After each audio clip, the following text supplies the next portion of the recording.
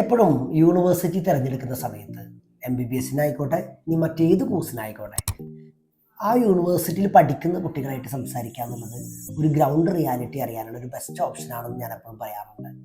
അപ്പോൾ നിങ്ങൾക്ക് നിങ്ങളുടെ ഒരു ബക്കറ്റ് ലിസ്റ്റ് ഉണ്ടെങ്കിൽ ഒരു രാജ്യത്ത് പോകാൻ ഇഷ്ടമുള്ള 1-2 യൂണിവേഴ്സിറ്റി, അപ്പോൾ അതിൻ്റെ ഒരു കമ്പാരിസൺ, ഫീസ് സ്ട്രക്ചർ, ബഡ്ജറ്റ്, ഇതൊക്കെ കൺസിഡർ ചെയ്യുന്ന പോലെ അവിടെ പഠിക്കുന്ന കുട്ടികളായിട്ട്, അതുപോലെ പഠിച്ചിറങ്ങിയ ഡോക്ടേഴ്സിനായിട്ടും കമ്മ്യൂണിക്കേറ്റ് ചെയ്തിട്ട് അവിടുത്തെ ബെസ്റ്റ് യൂണിവേഴ്സിറ്റി സെലക്ട് ചെയ്യാൻ പറ്റും.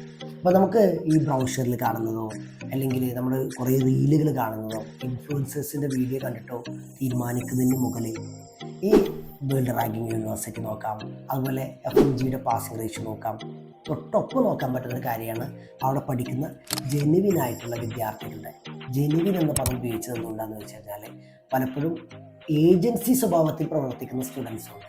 അപ്പോൾ നിങ്ങളതൊരു ടെസ്റ്റ് മോണിയലായിട്ട് എടുക്കാൻ കഴിയില്ല. അപ്പോൾ ജെനുവിൻ ആയിട്ടുള്ള സ്റ്റുഡൻസിൻ്റെ ടെസ്റ്റ് മോണിയൽസും കൂടി എടുക്കുന്നത് വളരെ നല്ല ഒരു കാര്യമാണ് ഒരു ബെസ്റ്റ് യൂണിവേഴ്സിറ്റി കണ്ടുപിടിക്കാൻ.